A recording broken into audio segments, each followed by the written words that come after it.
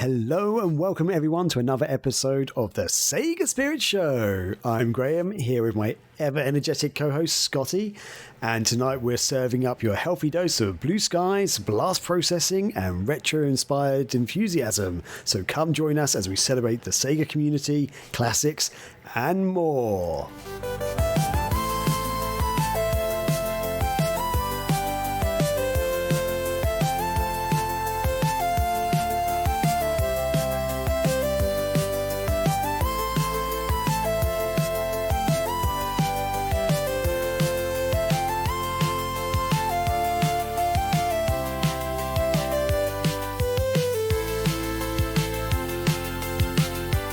We've got a jam-packed episode for you tonight. First up, we've got our SEGA community news. We're showcasing a brand new cowboy shoot-'em-up for the Mega Drive or Genesis. That's dusting off the Old West in glorious pixelated style. Then we're taking a look at a fresh mod for Zombies Ate My Neighbors. That's remixed the survival mode into something wild and a bit unpredictable. And if that wasn't enough nostalgia fuel for one night, imagine Mario Kart 64 being reborn on the Dreamcast with 4-player multiplayer chaos and the unmistakable retro flair. But the real showstopper tonight is our feature topic, because Sega has turned 65 this year, but when you peel back the layers of its colourful history, things get intriguingly murky with its birthday. Was it truly born 65 years ago, or do the company's roots dig deep into the coin-up era of the 1940s and 50s? Well, tonight, Scotty and I will unravel the tangles of Sega's Genesis, from its humble beginnings as a distributor for the coin-operated machines, the high-octane arcade revolutions and beyond, questioning what really qualifies as Sega's birthday. So saddle up, grab your controllers, and get ready to ride through the decades of iconic gaming moments and daring innovations. Scotty, welcome back to the show. How are you doing this week? Thank you. I'm good. I was trying to find something. I'll find it in another transition. That's why I disappeared for a second there. I've been all over the place, let me tell you. But followed up on my homework. I played Virtual Athlete. Don't worry, everyone. Virtual Athlete 2000, and it is exactly what I thought it was. The sequel-ish thing to Deca Athlete on the Saturn. You mash some buttons to run. You hit a button, or you hold down a button to jump, let go to land on your butt the right way for events. It's the Olympics, but on your Dreamcast. And I played through whatever like a practice run would be or something, like a short campaign, if you will. And then the credits rolled. So I sent a picture to Graham. I said, I beat the game. Yeah, really, I played for like 20 minutes. So, yeah, it's fine. It serves its purpose. It's exactly what I wanted for $12. So I'm happy with that. Fantastic. And then I'll catch people up on my life here. I got a new job, and that's exciting, and that's good, because a lot of people know how I was in the last one, but we won't get into that. I'll just say it makes a big difference. It's a major upgrade, and all things are good. Things are better. I'm very happy to hear that. Increase my paycheck, and it'll be perfect. But yeah, no, jokes aside. Yeah, thank you. It's a big good change. More recently though, just yesterday, it's Pride Month, and just yesterday, Rachel and I went to a Pride event out in Lawrenceville, where we used to live. And it was cool. There was a nice little gay dog parade, which was really only 2 dogs, and then a bunch of puppies up for adoption. They like announced stuff, and it was oddly a smaller attendance of dogs this year. Well, I think it was just poorly communicated, maybe, I'm not sure, but it was still fun seeing all the dogs run around and just seeing all the people and events going on with that. So nice. That was pretty neat. Being a part of that, being able to be a part of that safely also. At least in our area anyway. I haven't kept on the news since yesterday, but weekend before that, we've had a busy month already. We did Living Dead Weekend, which is I don't think you're into horror movies a whole lot, but do you at least know of George Romero as the director and kind of creator of the zombie genre? Yes. Like Night of the Living Dead. Okay. Yeah, I saw the original at your house before the Dreamcast Marathon, or after Dreamcast Marathon or something. That's right. I forgot. I don't know why that happened, but it did. I think you guys watched it when I was already asleep or something, right? Yeah, possibly. And we went to the shopping mall where his head is, or his busters. Yeah. Yeah. Yeah, George A. Romero has passed, but he was the director of Night of the Living Dead, Dawn of the Dead, Day of the Dead, and then there's Land of the Dead, Survival, Diary of the Dead. Oh wow, I didn't know there's that many. Some people only count the first three as like the Okay. trilogy. Okay. But yeah, we did. I forgot we took you to Monroeville Mall, but that's where Living Dead weekend was last weekend, and we learned that unfortunately, so it takes place at Monroeville Mall. The quick lowdown is that they host it there, and it's a dying mall. It's not well. Mm. I don't know. It's there's not much in there, but the storefronts that are empty, they take a couple and turn them into event halls for this thing. So there's like two or three. One's basically screening the movies at all time. Another one is vendors that you can hit up and buy stuff like local vendors, and then another one is like for the autographs of stars and local people that were in the movies and stuff. That's So, cool. and they also have a tour because Dawn of the Dead was filmed in Monroeville Mall back in 79 or 78. I forget the year now. And we just watched it before this because it's been a while since we've both seen it. And they do a tour of like the behind the scenes stuff and everything. And we're like, why would we ever pay more money to walk around a mall we can always walk around? Especially just to see like, that seems silly to us. And so, but then this year, Walmart bought Monroeville Mall, and Whoa. now there are rumors that they're going to completely demolish the mall Uh, or modernize it, change it, just make it something totally different. mm, Um, and due to that, we're like, you know what? It might not be here next year. Let's do the tour. yeah. Let's pay the money to walk around and stuff behind the scene, go into the depths of the mall. So we did, and it was pretty cool. It probably didn't need to. It was 3 hours long. It probably did not need to be that long. But there were parts that they did take us like behind the scenes. They gave us a pamphlet, and we have a pamphlet. We have little lanyards that say like the tour or whatever on it. So that's cool to have. But the it's just a bifold thing, and then there's pictures on the back, but pictures throughout showing scenes of the movie, and then the guide will match it up and reenact some scenes and show us where things were filmed and stuff. Um, and I thought the coolest thing though was the tour guide told us how he was still able to match stuff up because that movie was filmed in the 70s. Obviously, the Yeah. mall has changed and like been updated and modernized. But what he did notice was the marble pillars, the pillars made out of marble in the mall are the only thing that have not been touched. Ooh, So okay. he was actually able to like take a scene, look at it, and say like that actor's like leaning against it, or there's just that pillar in the background or foreground. I never thought about this, but the marble stone has unique patterns just throughout. Yeah. So he was able to look at each pillar and find the exact spot like that this thing was captured, this part was filmed because of the marking and the pattern of the That is marble stone cool. on the pillars. Yeah, for like most of the movie. Um so that was really neat that he's still like those have been untouched, which makes sense. You wouldn't really I don't know. Well, I don't know construction. You wouldn't do much to a pillar, I imagine. But so Yeah. that was really cool, and it was we do a lot of tours, Rachel and I. We've done a lot. We've gotten into like doing ghost tours when we go visit a place. Like when we went up to Salem, Massachusetts, we did a ghost tour. Down in South Carolina, we did a ghost tour.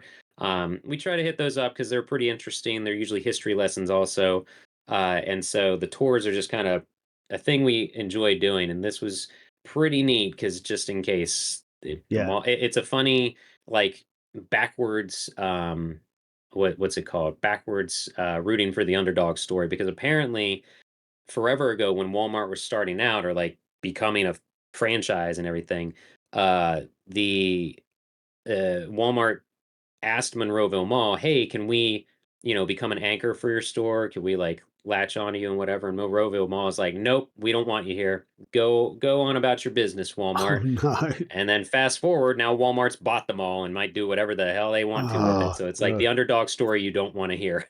Yeah. you know. Unless Walmart does something crazy like actually just revives the shopping mall and keeps it a shopping mall or something like, and Yeah, it'd be kind of maybe. cool if they did something like that, like as in because they're such a big It would company be. and they obviously make lots of money, but they'd still make lots of money owning a shopping mall. Well, actually, I say that they probably won't make lots of money doing that because shopping malls are dying.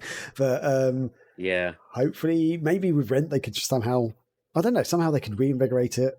I don't know. Well, there is already a petition going around to save it and to make it a historical landmark since it Mm, was used for filming a relatively popular movie. And like the fact that George Romero's bust is in that building should yeah. also signify. There's a couple of other busts. I think we only really pointed that one out to you guys when you were visiting, but yeah, I mean, it is, and other stuff has been filmed there. Um, so yeah, they're I don't know. We'll see what happens. It was like I think it was just in January or something when Walmart bought it, Okay. so it's still I Was could be wrong on that, but was the remake filmed there as well, or no. okay, I want to say Georgia or Atlanta. I'm not sure where the okay, remake's not bad from what I remember. yeah. I mean, Um, I haven't seen the original one. I've only seen the remake of that particular mhm. movie, and I enjoyed it. I thought it was a pretty good zombie movie, but I've never seen the original, so I can't compare. But The original is a little goofy, okay, in spots, but it's still a lot of the cinematography honestly still holds up. Like I watch these things, like even Night of the Living Dead, especially when you think about mm, when it was filmed. Like some of the cinematography and the angles that they use were definitely ahead of their time. yeah. Um, so yeah, I mean I'd recommend it, but it's about 2 hours long, so maybe have something ready that you need a palate cleanser after. It's not as it's still definitely a big old satire. It doesn't end as grim as Night of the Living Dead, Oh I will yeah, that say was that. no Uh, spoilers, but yeah, that almost shocked me, that ending actually. Yep. Yeah. Yeah, he rectified that idea in Dawn of the Dead, I'll say Okay. that. Man. Um, yeah, so that was really cool. That was a lot of fun. The convention's always really small, but the tour was definitely worth it. And I mentioned Pride yesterday, and I've got a mail call. Normally, I would not bring this up Oh, okay. because I'm gonna start it with do as I say, not as I do. I bought some stuff that shout out to friend of the show, Skill Jim, who is one of the blokes that runs Shenmue Dojo, commented Oh, on one of okay. our earlier shows or earlier episodes. But he unboxed these things, and I was like, "Oh man, I don't need these." But now that I've seen them out of their boxes, I kind of want those, and I've come around to certain stuff. So I'll just get right to it. I got some pops. Oh, okay. So this one here is Knuckles, but it is treasure hunting Knuckles. So it is treasure hunting Knuckles, as in from the Sonic OVA. Oh, Put that okay. too close to the thing there. Yeah. But like how I don't know, that might be a little better of an image. How Knuckles, oop, wrong way. Knuckles has like a hat on for some Yeah. reason. So this is for whatever reason they decided to do a pop of him. Like this is tied up in crazy rights. Like the DVD for the Sonic OVA is so expensive because it's lost since ADV Films went under and stuff. Um, but for anyone unaware, quick summary: this is an anime Sonic that is probably my favorite animated Sonic thing to exist. Have you ever seen this, Graham? I have not. I know it exists. I've never actually seen it though. Yeah, Yeah, it's one of those things that, you can find them yeah, on like YouTube. almost like a holy grail I've never seen. But yeah, and then I forget it exists, and then someone like you will bring Yeah, it up and be like, I need to see that. So yeah, this is a good old white VHS, baby. Box is not in great condition, but yeah, it's crazy that so that's one of my favorite Sonic things. So of course, and Knuckles is my favorite character, so I had to grab, trying to hold it so there's not a huge glare of just my monitor. Um, Treasure Hunt Knuckles, and he's pretty cool. He's got his hat. And then I didn't care about this until Skill Jim brought him out of the box. Mother of pearl. It's Big the cat, and he's oh massive, and he's got a yes, froggy on his love it. head. Here, I'll get it out of the box so Um, I can actually show him off. And it's, I know. I, Oh god. Oh no, he's freaking a um, pop out of the box. Call the police. Call the pop police. It's already dropped in value massively. Sorry if the mic picked up all those noises, but it's kind of wow, cute. that is actually He pretty doesn't cute. look too ridiculous. Big old sandal. If I bought like two of them, I'd probably take them to work and throw them on my desk. But he's a good looking. There's his butt. Um, yeah, so matches my froggy hat. Uh, There we go. so I don't own any Funko Pops. I don't Yeah, you're better for it. get the appeal, but I kind of want that.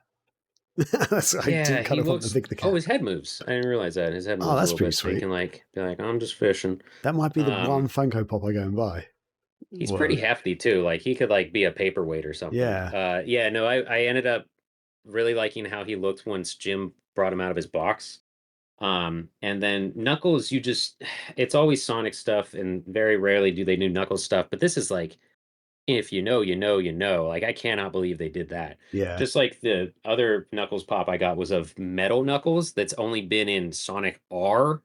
So Oh, yeah. Okay. Yeah. yeah, That's what I say, yeah. Metal So Knuckles. Yeah, no, I do know which one you're talking about. we'll Yeah. throw him back here for the rest of the episode, I guess, hanging out. Oh Oh, gosh. yeah. There we Look at go. that. There I go. That could be the new mascot. That is our show mascot now.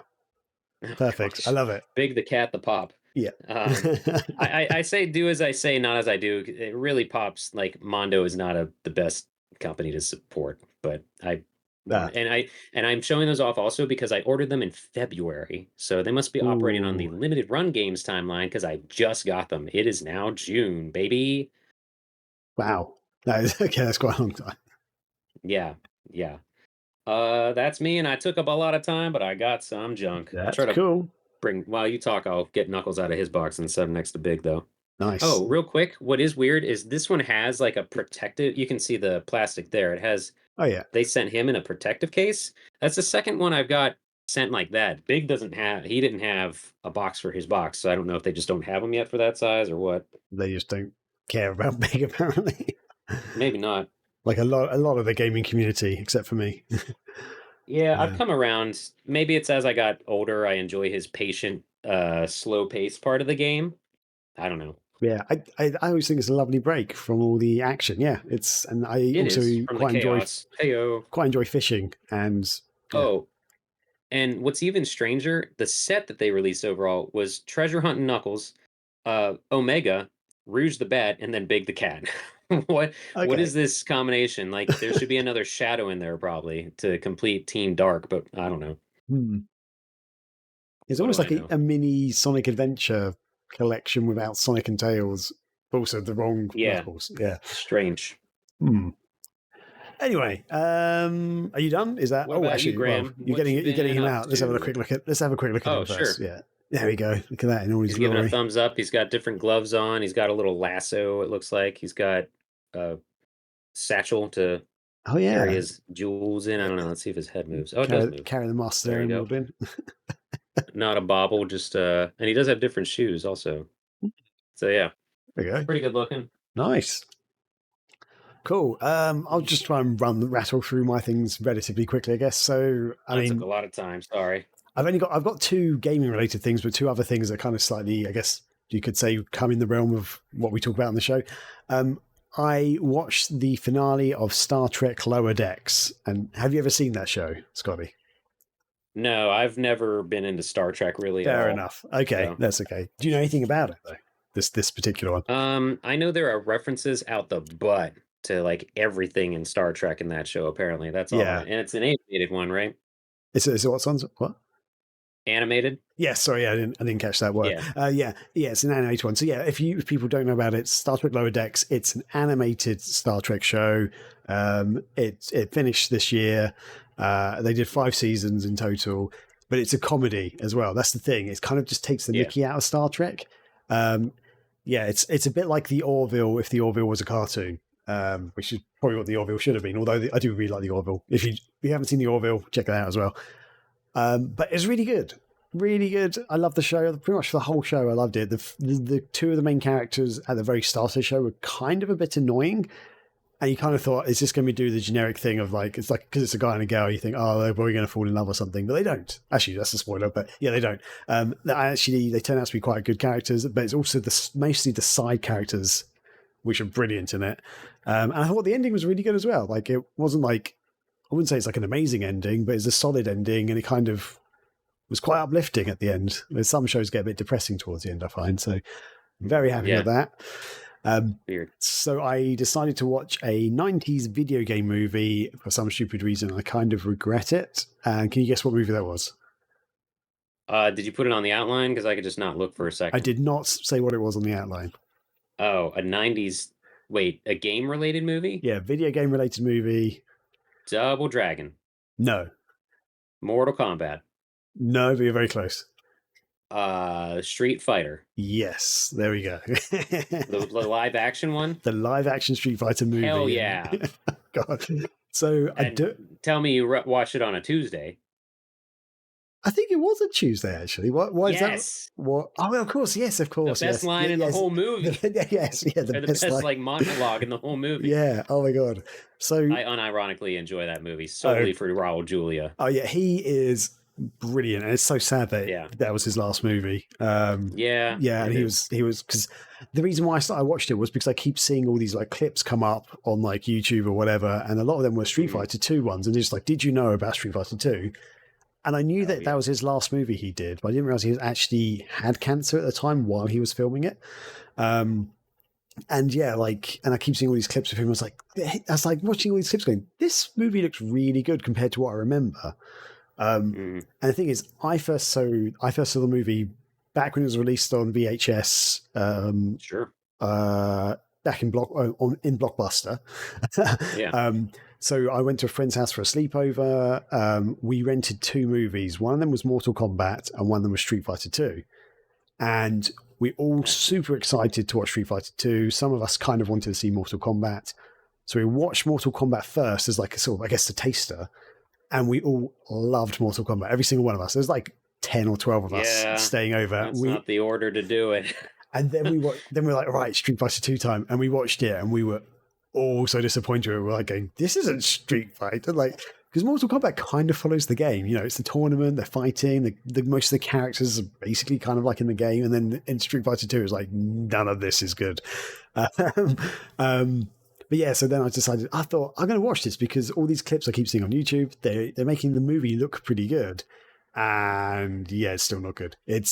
I forgot how wrong most of the characters are.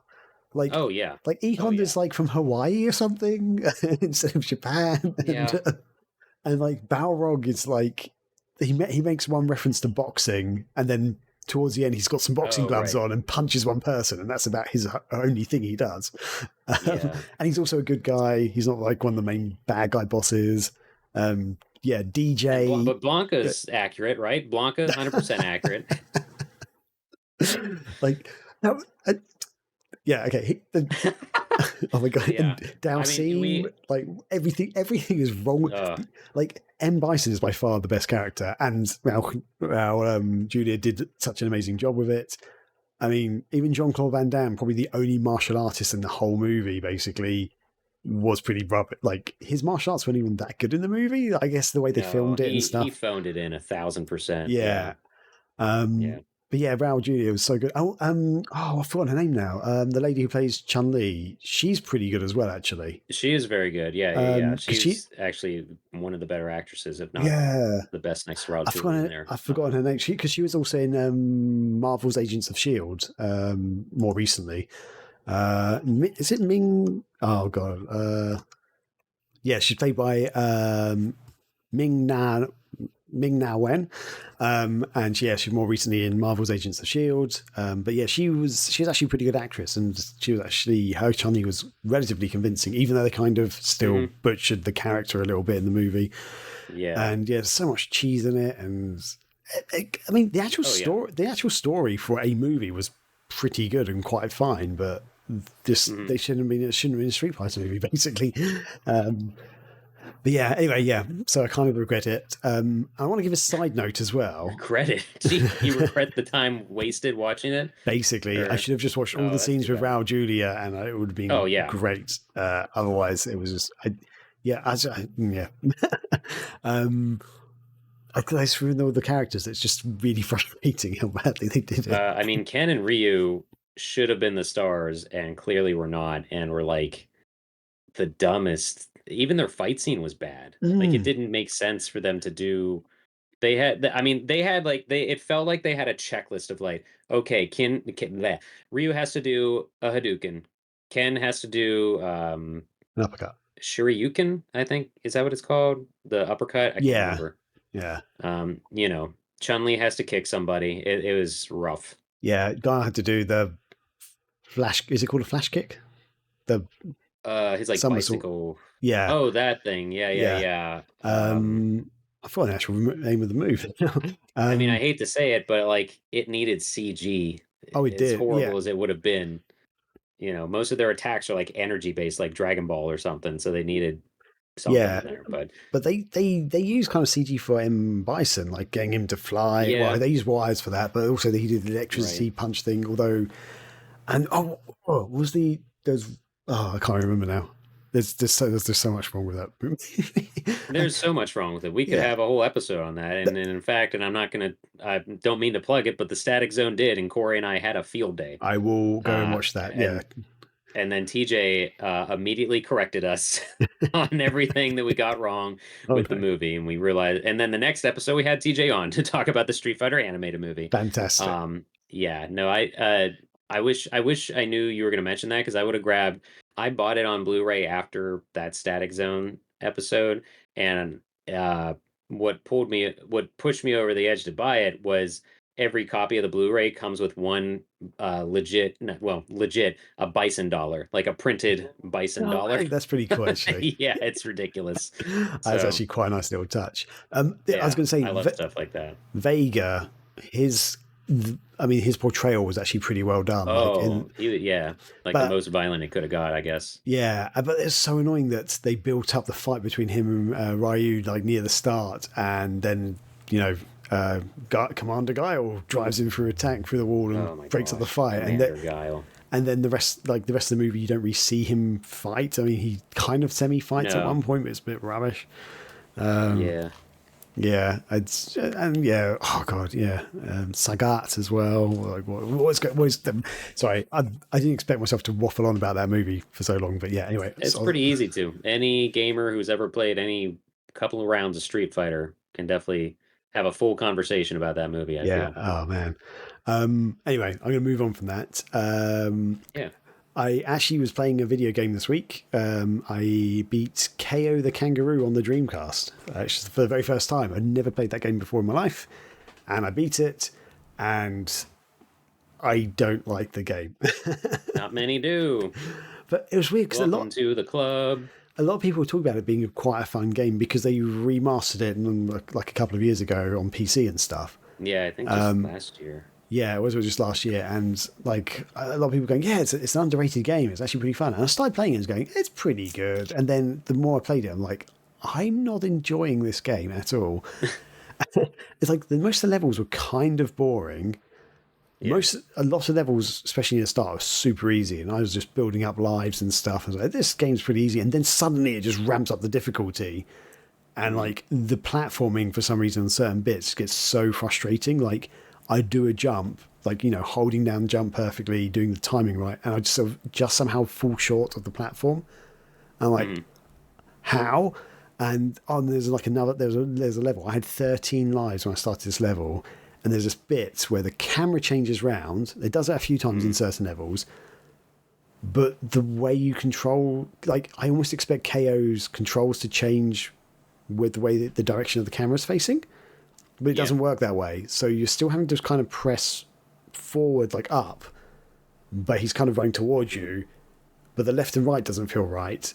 Oh, that sounds like tank controls almost. Kind of. Like because in tank controls you always push up to go forward no matter what. Yeah, it kind of does turn into the tank controls, but the rest of the game's kind of not like that. It's only on these certain bits where they change the camera angle to a different angle, but you're always having to run away from something.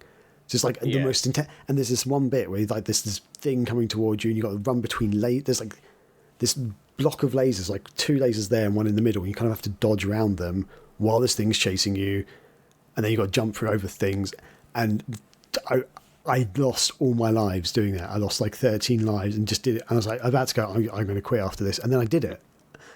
And then like it's the end of the level pretty much very soon afterwards. And I was like, I was going to keep playing. But yeah, I basically then had to try and rebuild my lives back up. And then the thing is, once you complete the game, there's actually a bonus level. And to get to the bonus level, you have to grab a certain number of coins on each level So say if there's like 100 coins on level, well, anyway, I don't know. Sorry, I'll start again. But you have to do the bonus levels to beat the game correctly. No, sorry, or something? no. I'll explain Oh, that. I I'll explain that better. misunderstood. So basically you complete the game, you complete the story, you do all like the 24 levels or 25 levels, however many it is. You beat the last boss, which is super easy for some reason. Because usually they gave up. That's why. I think maybe that's what they did. And yeah, basically you finish it and it's like kind of that's the end. But and it doesn't tell you anything about this, but I actually Googled, like I had a quick Google to just double check, was that the end? Because it seemed like a kind of just a very quick ending. And they say there's actually a bonus level that you can unlock. But to unlock it, you have to collect a certain number of coins on each level. And then that gives you the special bonus level, if that makes sense. But okay, so here's the problem though with this. So collecting coins, every 50 coins you get an extra life, which is really good and it helps you build up your lives. But if you lose all your lives like I did on that laser bit, which is really frustrating, going back into levels doesn't really help you because the coins you've collected already have gone. So the idea is they want you to try and collect as many coins as possible, but they don't want you to recollect coins you've already got because that would obviously make the game too easy. So to unlock this bonus level, you have to go back and find all the missing coins that you haven't collected. But if you've already lost all your lives, it becomes very, very difficult because you kind of have to scum save to basically make sure you like reload your game if you die too many times, basically. So yeah, it's not the funnest game. Yeah, it's not the best game. I actually rubbish. And I recorded my entire playthrough, so I may upload it as as either a review or the full playthrough, basically. Trying to find. I'm sorry. Was that all you had to say about KO the Kangaroo? That's what I've got to say about KO the Kangaroo. Because I remember, to echo your pain, I think TJ tried to stream it, he either TJ or Corey, somebody tried to stream it who was physically part of the last Dreamcast marathon, and I forget why, but we like threw in KO the Kangaroo and started playing it, and we're like, yeah, this isn't that bad. And it was TJ, because I was like, I don't know what you're talking about, TJ. It's not that bad of a game. And he's like, I know it's TJ doesn't get upset about stuff, but he was getting like triggered just because we were playing KO the Kangaroo. And so for laughs, I was like, well, let's put in, we're gonna beat it today. Let's put in the level select code and then get to the last boss. And I beat the last boss. I was like, I don't know, TJ, it's a pretty easy game, But yeah, the last boss was kind of a joke. Yeah, once I figured it out. So easy. Yeah. Oh god. Right. One other thing I was going to quickly go through, which is a surprise turned up. Don't you just love it, folks, when you order something from Kickstarter or one of those other crowdfunding sites and then you forget that you've done it, and then months, maybe even years later, something turns up? Well, something turned up for me, and I haven't actually opened it properly, but it is. It's a box. It's a Mega Drive game called The Cursed Legacy. Oh, Mega Glare. Oh yeah, I've still got the shrink wrapping on it. Yeah, Cursed Legacy shrink wrap. Wow, I've never got a Kickstarter game with shrink wrap. Oh, it's all professionally done. There's a mech on the front and a dude on the front, and they're ready for business. It's like a side-scrolling shooter, basically. By the looks of it, I don't know if that's going to pick up on the camera. I like the art. It's simple. Yeah, it looks pretty cool. Yeah, and I completely forgot about this game. I'm not going to lie. And we're going to play it right now. Switch over to streaming mode. No. And then I got a weird coaster thing, like just a cardboard coaster, which doesn't. It's by the studio, Broke Studio, apparently. Oh, I got one of those when I ordered Flea 2 on Dreamcast. Oh, yeah. Okay. It must be from the same place then. It also came with an audio CD because nice. But which is interesting is there seems to be some sort of poster thing which I haven't unboxed yet. Maybe I'll do a proper unboxing at some point. But there's also, can you see that? It's like a Sega card. Oh, it's a trading card. Did you have these Did you have these in America at all? Not with games, really. Like what is the? Well, it looks like it's like for an actual trading card game, like an actual TCG. You play with it. So Sega used to have these trading cards in the UK and maybe Europe as well. Oh, I've heard of those. Yeah, and this looks exactly like one of them. So they've kind of done a really fun thing, which is really cool. Sounds awesome. Man, I've got nearly the full set of the original Sega things back just when I used to buy them. There's like 2 or 3 I'm missing. So yeah, maybe I have to go onto eBay and find them or something. But yeah, man, good times. All right, well, you heard it here. Graham's going to start hunting for those cards, and we'll check in next week. Excellent. Cool, but that's basically it. Yeah, don't you worry. There's KO the Kangaroo on Dreamcast, KO the Kangaroo on Game Boy Advance, KO the Kangaroo Round 2, which was out on Windows, Xbox, PS2, GameCube, KO Challengers, which is something else that this article is not linking me to. Oh, PSP? Good Lord. And KO the Kangaroo, or KO Mystery of the Volcano, that was only on Windows. And then the trilogy, and then the more recent one. So 1, 2, 3, 4, 5, 6, 7 KO games, technically. Oh my God. Get started, Graham. Yeah, okay. I don't accept this challenge. That's fine. And let's see how maybe the second game is better and less. It's okay. Here's the problem. It's not just a difficult game. It's a frustratingly difficult game because it feels unfair when you die, and that's the problem with the game, basically. Yeah, like if it was just if it was like Dark Souls or Elden Ring, that's one of those sort of this is a challenge, but it just seems unfair when you jump and just completely miss the platform. You're like, how all the camera angle changes and the controls change. You're like, this is really frustrating right now. I can't do this. Yeah, it's not that you're bad at the game. It's just a bad game. To turn around positive, I forgot that I got this shirt at the Living Dead weekend, so I'll show that off again. We can get out of what we've been doing. Monroeville Mall, bloody, and then on the back, the catchphrase from the movie, but they edited it a little bit. Oh, let me see. Can you read that? When there's no more room in hell, the dead will walk the mall. Yeah. Instead of the dead walk the earth, it's the dead walk the mall. That's pretty cool. So I got to do shopping in Monroeville Mall. That is pretty cool. Anyway. That's it. Right, let's move into our next feature, which is, as always, the SEGA Shuffle. Oh, forgot about that.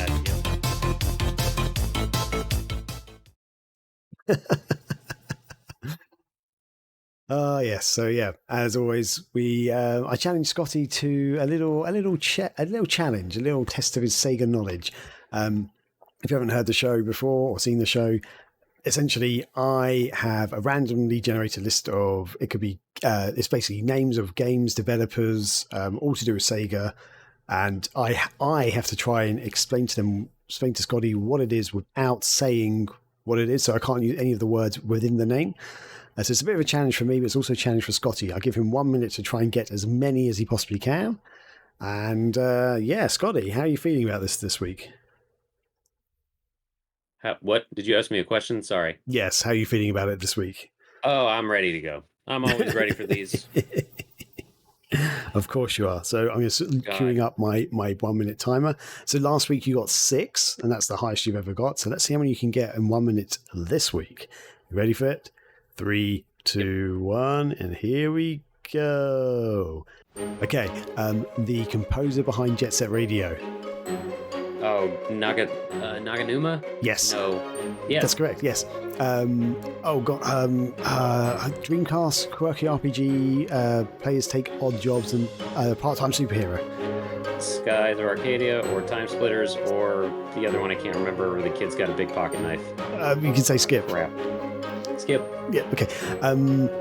Sega Saturn, their answer to Resident Evil on a... Deep Fear. Yes. The dwarf from Golden Axe. The Gilius Thunder head. Yes. The zombie couple from House of the Dead EX. Oh, Skip. I don't know their names.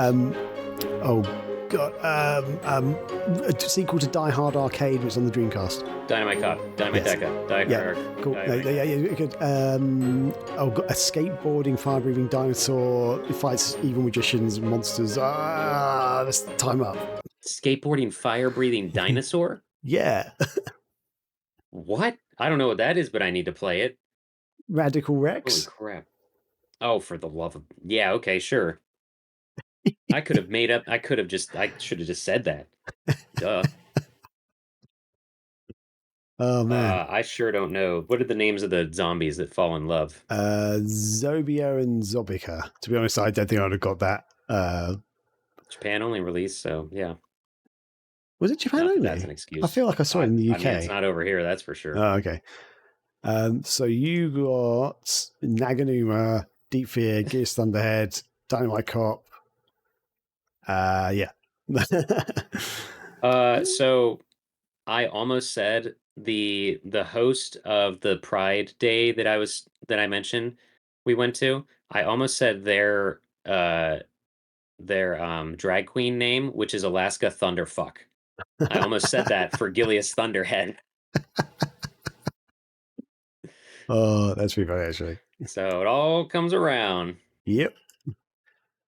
So what was that, just 4, I think? That is just 4 you got this week. I'm afraid. Yeah, I'm sorry. that was a little harder. That was definitely harder. Yeah. And it's harder for me sometimes. So I've got to try and explain what these things are.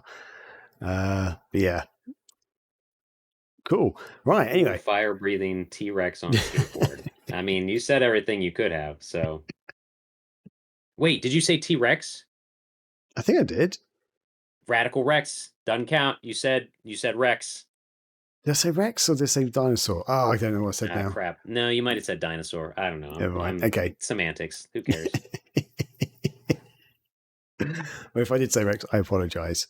Cool. Okay. Well done, Scotty. Hopefully next week you'll be able to do a little bit better with the Sega Shuffle. But for now, let's get into our news.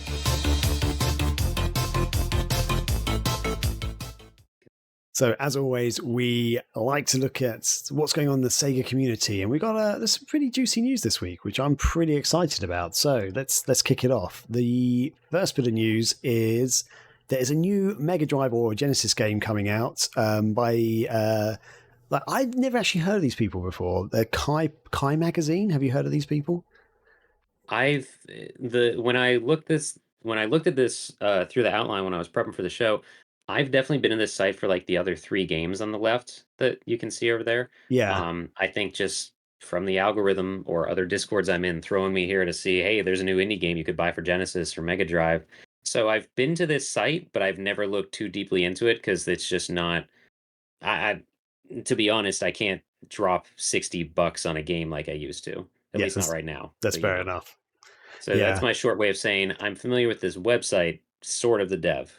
Right. Okay. Because I had never actually heard. Although weirdly, I have heard of Metal Dragon, so I don't know where I heard that from. But the other games look pretty cool. But anyway, they are releasing a new. It's like a Western cowboy style shooter on the Mega Drive or Genesis, and it's actually got an audio enhancement chip. So it's meant to have like Sega CD quality sounds on just a Mega Drive cartridge, which is pretty cool. They've done that with one of the other games already, and apparently if you've got the Mega CD attached to something or Sega CD attached, it doesn't play audio, so you have to remove that attachment. Anyway, but it's pretty cool, and they've actually released a cool game trailer, which let's rock that bad boy up if we can. So yeah, it's more cinematic than I was expecting. Yeah, it looks pretty cool. And there's they've given out a few little facts. So this is actually let's skip forward a tiny bit. Let's get to the actual action of the trailer. There we go. Right. So we've got some action going. That's what I wanted to see. But yeah, so it's actually the 5th release by Kai Magazine, and it's, as I mentioned, it uses an audio enhanced chip to deliver Mega CD audio. They say it plays similar to Aliens the arcade game, RoboCop 2 the arcade game. Oh, sure. And Tato's Rambo 3 arcade game. Oh, and also G.I. Joe the arcade game. To me, it kind of looks like a cross between Sunset Riders and Lethal Enforcers. That's my way of looking at it, basically. Yeah. So you've got like the side-scrolling kind of shooting levels, a bit like Sunset Riders. Then you've got these bits which they're showing in the video right now, which is not quite a light gun game, but you are effectively is a light gun game, even though you can see the characters, and it's kind of just shooting people as they pop up, and you can see the bullets coming towards you. The view, and you're shooting towards the background. Yeah. But it looks pretty cool, I think. Yeah. It's very vibrant. I like the parallaxing stuff. Yeah. But I've actually ordered it. So I've pre-ordered it. It's currently in pre-order. All right, this is I thought I'd Static go for it. Zone with movies and me buying them is now this show with you and games. Yeah, basically that always happens, and Yeah, it yeah, is very much like you are literally running and gunning in the side-scrolling parts, yeah, or the but on foot. No, you're always on foot. The main portion of it, it looks like. yeah. So yeah, it's Death available for and Lead. pre-order. Yeah, Death and Lead. Sorry, I can't remember actually the name of the game. Death and Lead. I It's yeah. There was a typo somewhere, and someone called it accidentally Dead and Lead. I was like, I kind of like that name better. It rhymes, Dead and That's Lead, rather actually than a Death really and cool Lead. name. Yeah. Yeah, Wonder if I it's can't remember if it was the article or somewhere on the web page, but maybe we can get in touch and tell them to change the name. yeah. But yeah, and if you want to try out some of the other games, a lot of the other games actually have demos that you can download and play on emulators and stuff. But the last two games, like this one, they don't have a demo because of the audio enhancement chip. They can't, for some reason, it doesn't run on emulators. Not sure why, but Oh, that's what they claim. But anyway, yeah. So interesting. that's the first bit of news. Scotty, do you want to take the next bit of news? Indeed, I do. I'm glad you asked. Escape the House. Zombies Ate My Neighbors survival mode has been made. So we got this article courtesy of Time Extension, and Mm-hmm. I'll read what they say here. uh, Zombies Ate My Neighbors, released back in the Mega Drive SNES in 1993, or simply Zombies. I think in your neck of the woods is all it was Yes, called, for right? some reason, I Yeah. don't know why. That's so disappointing. Maybe that was the title was too violent. I don't know. Um, but it was a top-down run and gun classic from LucasArts. Rightly has legions of fans, and some people might be interested to learn that a patch is now available that alters the gameplay somewhat. Created by the always excellent Billy Time games, like Billy Time exclamation point. Escape the House turns the Sega version of Zombies Ate My Neighbors into a one-level survival mode. And quote from the dev, or quote from Billy Time: the goal is for one player to reach 20,000 points before being given the option to leave, says the dev. Each character starts with 150 squirt gunshots and a medkit. Both characters can only receive 2 hits before dying and have only 1 life. In Yeah. addition to the change, the patch also introduces SRAM, saves for your high score, and tweaks the Chainsaw Maniac's health. The title screen demo is disabled, as are the password and option screens.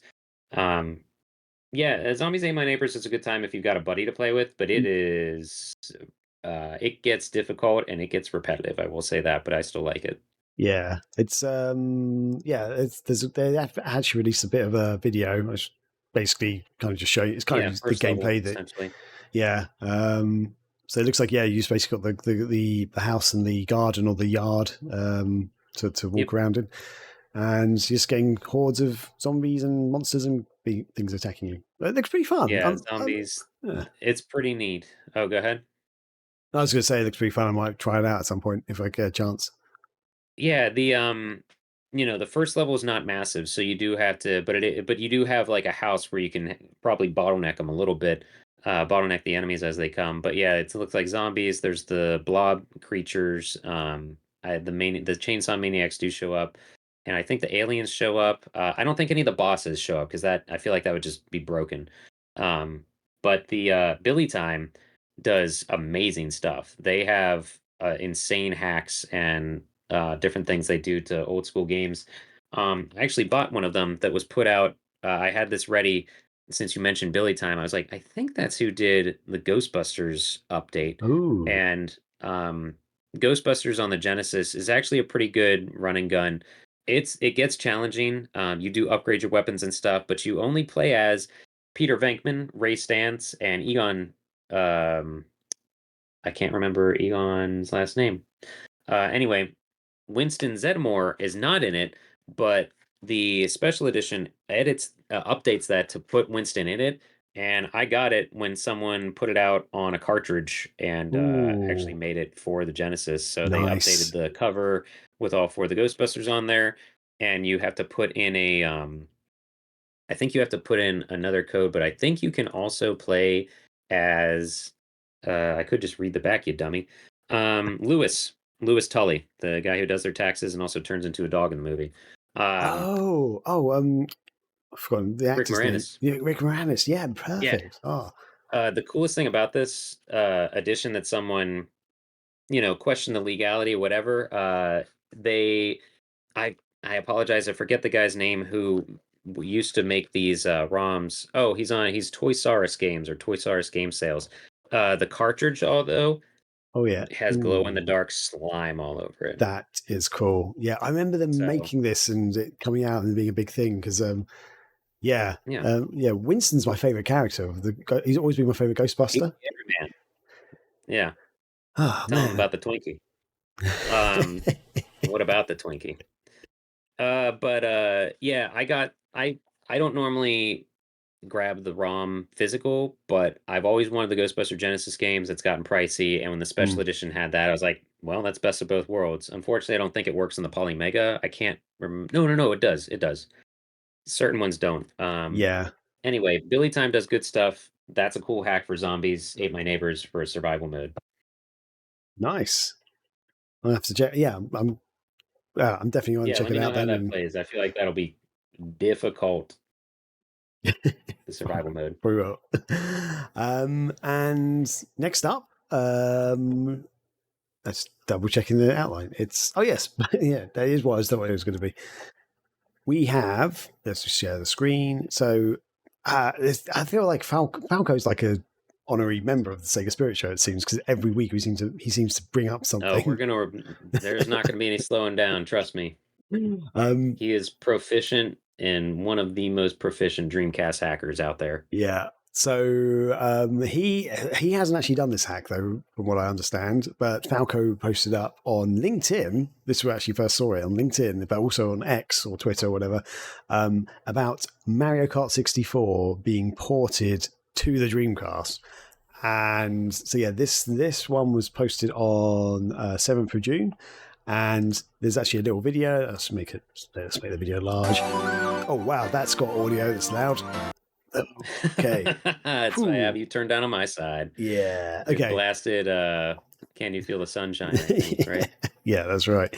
But yeah, as you can see, they've actually got Mario Kart running on the Dreamcast, and this progress was actually made in just 3 weeks. So yeah, it's a bit ropey. You can see there's glitchy graphics here and there, but at this point they've actually got the entire game running and the 4-player mode running, which is pretty impressive. Insane. Yeah. And also, what apparently this blows my mind a little bit. The 4-player mode, each player's little viewport window has the same resolution as the entire N64 screen. So if you don't know if you can remember playing 4-player Mario Kart on the N64, the resolution really drops and the frame rate really drops and stuff. And back in the day, it felt amazing, but when you play it now, it's like, oh, this feels bad. But yeah, now they've managed to make that a lot better. But that's not all, because here's the thing. And this I think is very exciting. I'm going to turn the volume down. Just a few days later, so that was 7th of June. On the 11th of June, so 4 days later, this is what the game now looks like. Oh, I thought I turned the audio off. No. There we go. Supersonic racing this time.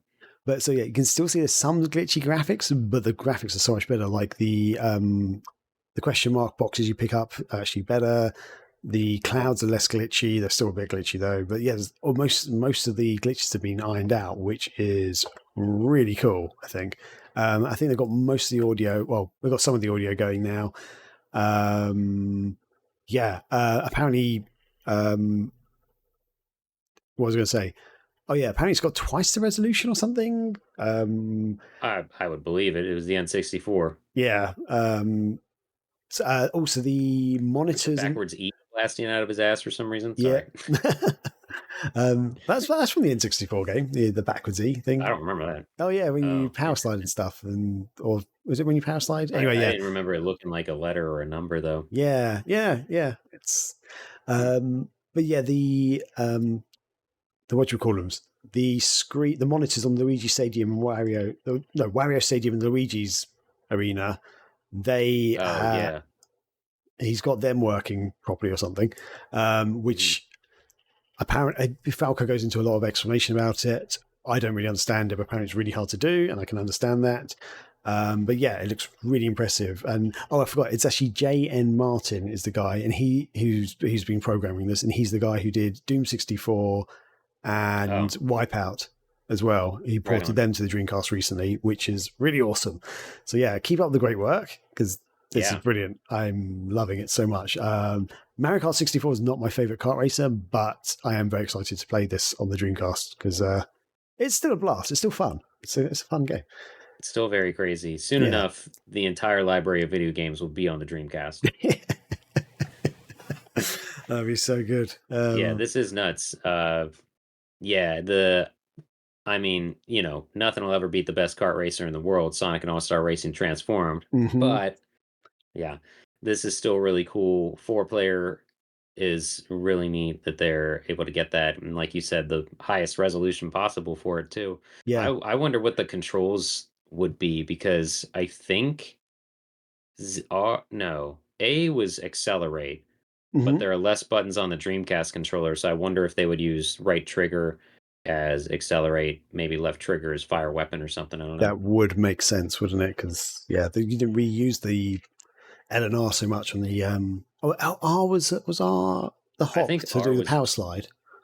maybe, and I feel like the Z trigger might have been fire your Mm. weapon. That would make sense anyway, but I Yeah, honestly cannot remember. I'm sure if I had an N64 controller in my hands, I would have immediately remember what the controls were, but um yeah, that's still insane and still awesome, and the community is nonstop. yeah, they're brilliant, really cool. So Yeah, yeah, yeah, but yeah. that's it for the news this week. I think very exciting Time stuff. to buckle up for a history lesson, right? Yeah, that's right. Coming up in our next section.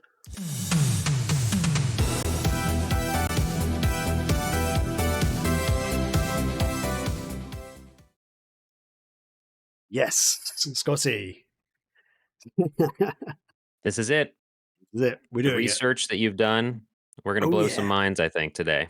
Possibly, yeah. Or we're going to get inundated with messages saying you're wrong, you're an idiot, basically. But Good. We're a okay. young unknown podcast, so if people want to scream at us, that's how they'll find us.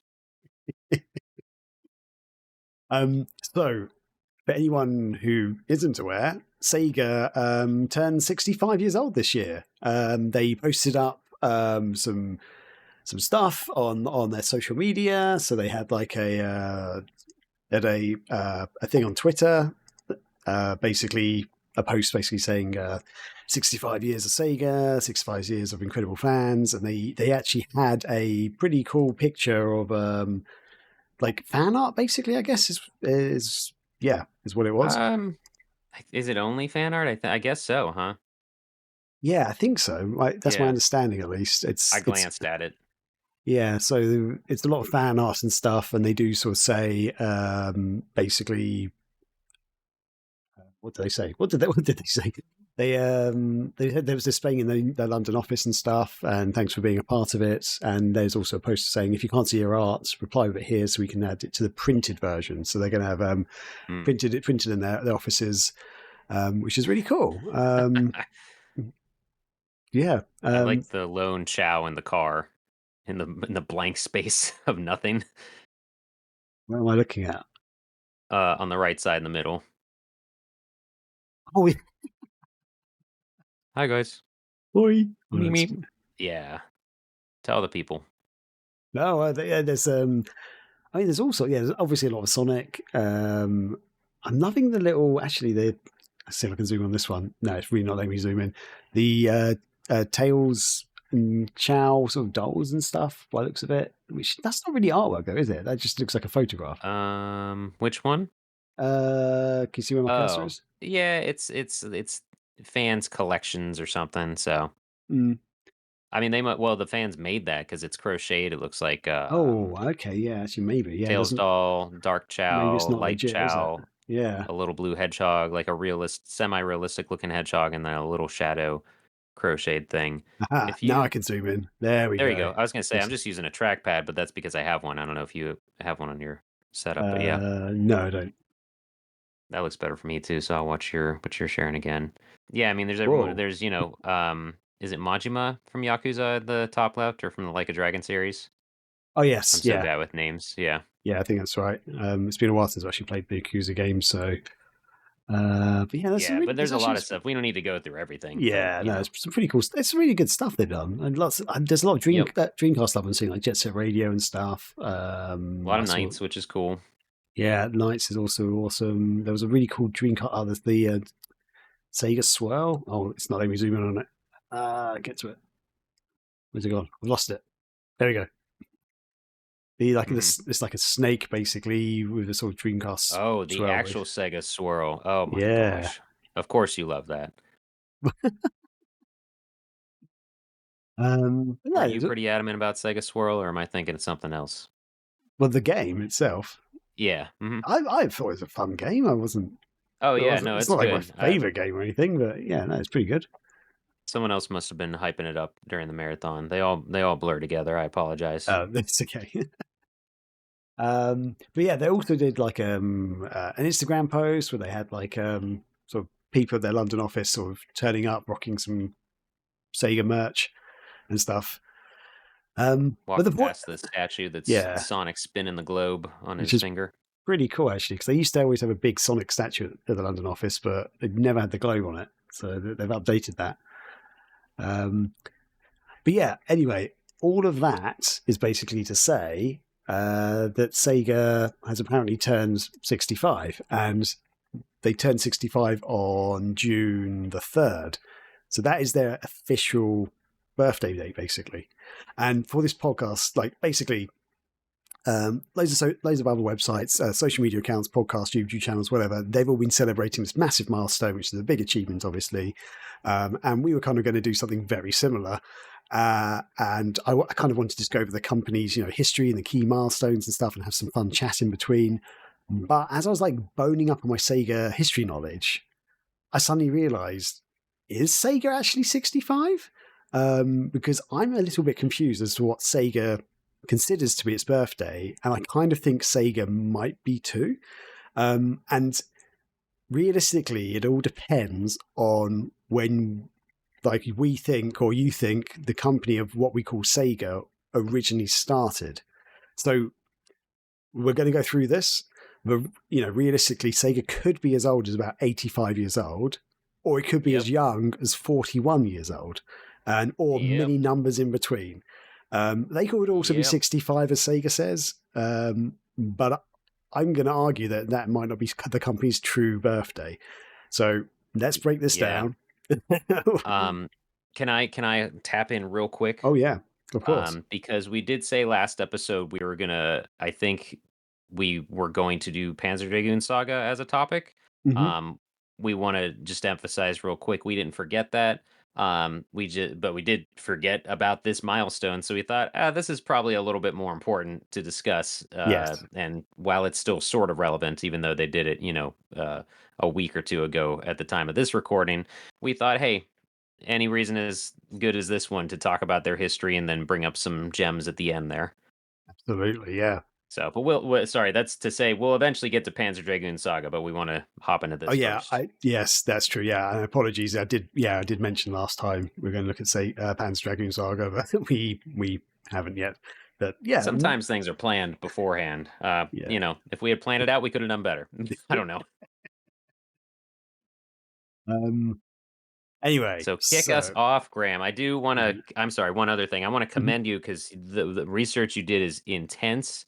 And Graham basically said, wait a minute, in our little side chats we always have. He's like, I don't know if they're 65. I don't know how old they are. Where did you hear they're 65, Scott? And I was like, I don't know. They post about it on social media. I don't know, Graham. I just show up. And so Graham did the work. Graham created this timeline to prove that, or not prove anything, but just to question, like, where do things begin? And the fact that we're starting where we are was also a harder time to keep track of history. I don't know. Yeah. So as Scotty says, I'm not trying to prove anything right or wrong here. It is literally, I'm raising the question because previously I'd been told one thing. I think a lot of people actually consider something to be the birthday, but Sega seems to say something different, and that's what we're all celebrating. But yeah, anyway, I'll kick it off. We'll just go through this timeline together. We'll try and run it through relatively quickly, but yeah, let's kick it off. So to begin with, so this is the kind of start, the before times, 1931 to 1953. So in 1931, a man called Irving Bromberg established a coin-up distribution company called the Irving Bromberg Company in New York. So 1940, May of 1940, Irving Bromberg, his son Martin Bromley, and wait, what? His son has a different last name? Okay, Yeah, whatever. that's something I found weird. Apparently, that is his son, Martin Bromley. That's multiple sources said that, and I'm going with it. I don't know them, but yeah, Okie that's. doke. His son Martin and James Humpert formed Standard Games in Honolulu, Hawaii. Purpose of Standard Games was to provide amusement machines to military bases in the lead up to WW2, World War Mhm. II. So if we took this date, Sega could be considered 85 years old, effectively. Um, but arguably, it is easy to dismiss this as the establishment of Sega because the company back then was very different. It was focused on importing coin operated machines to America. It also wasn't called Sega and it didn't use any Sega branding. But some people could argue this is the founding of it because this kicks off the whole thing, basically, as we'll find out. Mhm. And yeah, in May 1945, the same people, they formed another coin operated company called California Games. That's not the California Games logo. That's the only thing I could find. But yeah, there we go. That game was Um, much later, like 45 years later. and they actually dissolved Standard Games in August of that same year. So in 1945, California Games established, Standard Games was dissolved. So Standard Games is no more, but the same people are still involved in this. Then Right. 1946, California Games dissolved on the 1st of September in 46, and Service Games was established. Service Games, as you see there. It was around that time the U.S. Army ceased operating slot machines and sold its inventory to Bromley. Service Games then restored the machines and sold them. And you like everyone sees there, you're going to see some sad logos, but the evolution also. That's my 2 cents as we continue here.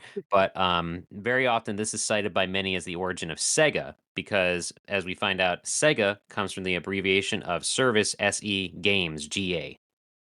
And yeah, so essentially, this, if you were to regard this as the origin of Sega, that would make the company 79 years old. And this is kind of roughly when normally what people refer when they refer to Sega being like founded is around service games because that's where the Sega comes from.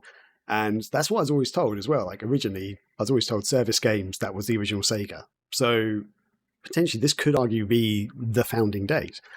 Um, Right. but then in 1951, the Transportation of Gambling Devices Act outlawed slot machines in US territories. So they're in trouble. You lose. Oh, yeah. Uh, yeah. Now that so um Sorry, lost my place entirely. But 1952, Bromley sent 2 employees. You guys keeping up? Everybody got their notebooks out. I hope you're still keeping up with your notes here. 2 employees, Richard Stewart and Ray Lemaire, to Tokyo to establish a new distributor. Initially operating under a few different names such as Lemaire and Stewart, the company provided coin-op slot machines to U.S. bases in Japan.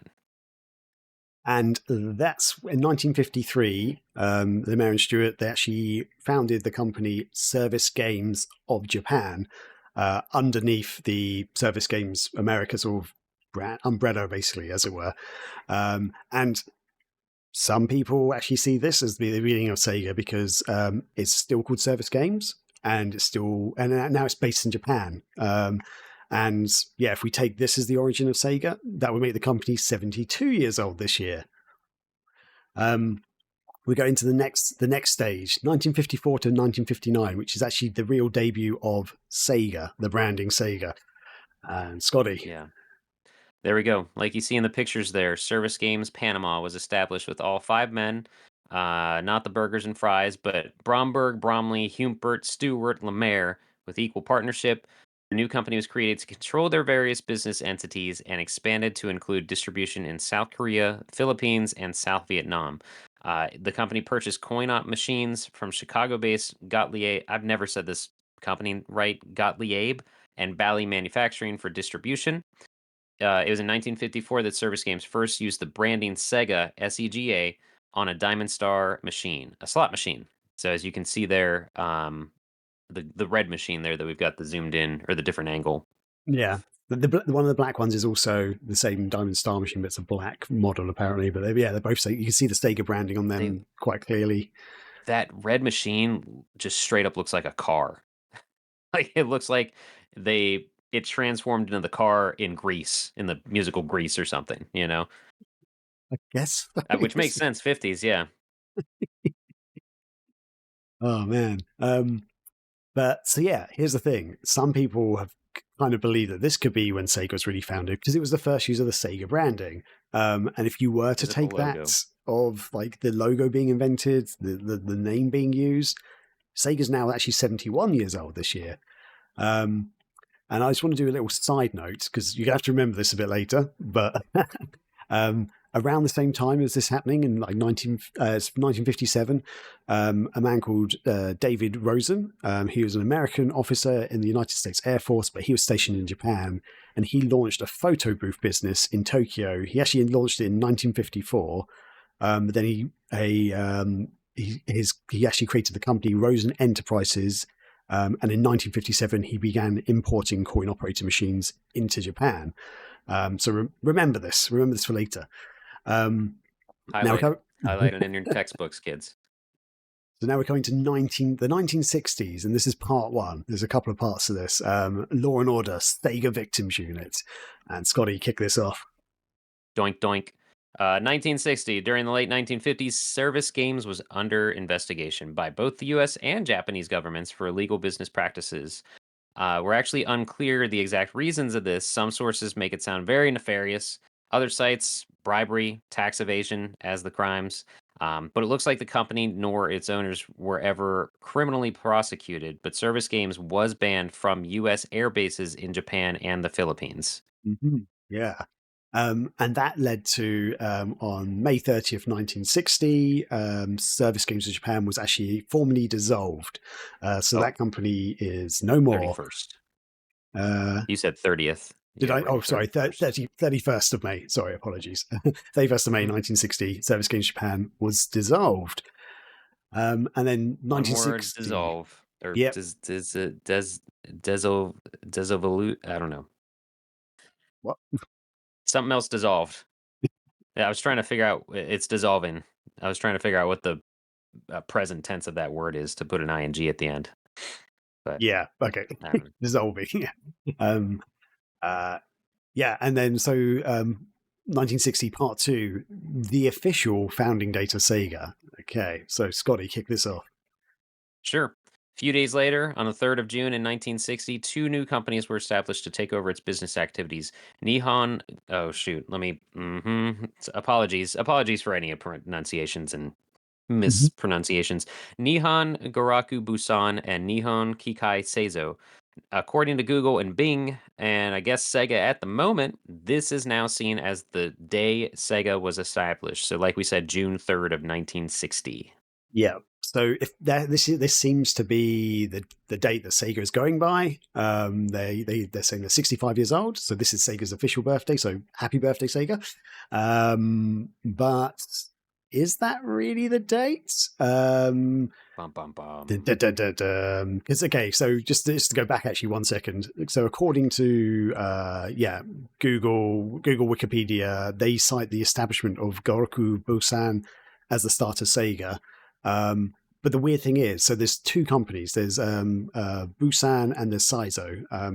And Kikai Seizo actually operated its business as Sega Incorporated, and that focused on manufacturing slot machines. While Goraku Busan, they actually did business under a completely different company name, under Automatic Incorporated.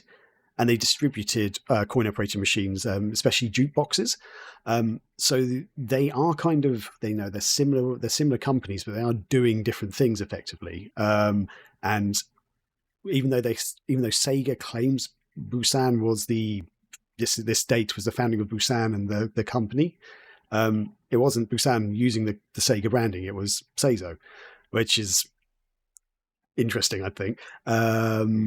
but yeah, and then actually, Sega, when Sega did a few years ago when they turned 60, well, I'm going to do that in quotation marks, when they turned 60 for their Go Sega 60th anniversary, which Scotty's holding up a cool little bit of box there.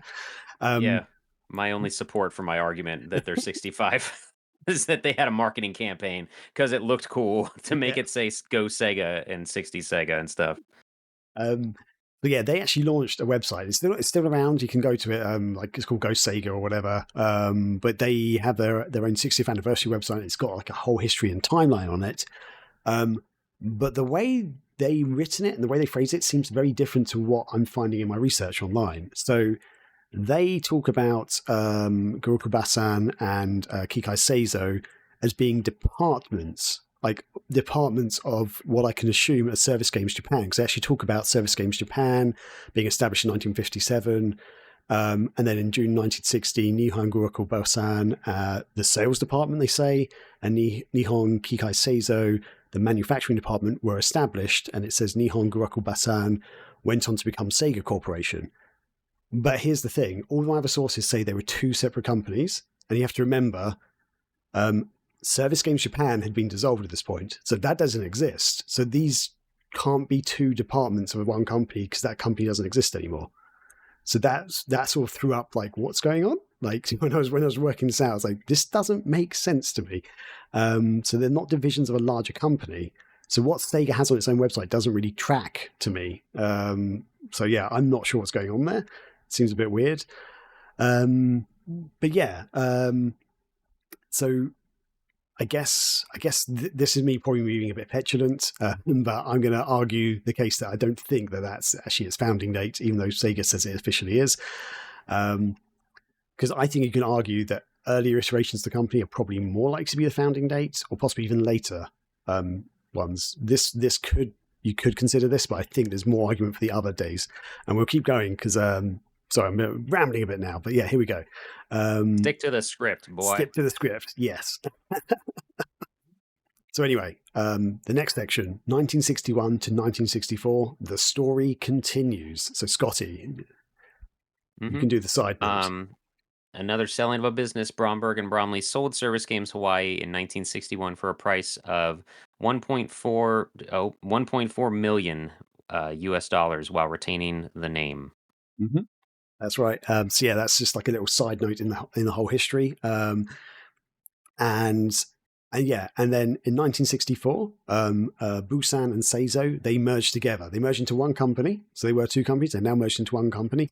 And at this point, you could potentially argue that these two companies merging is the start of Sega. If you did that, that would make Sega 61 years old now.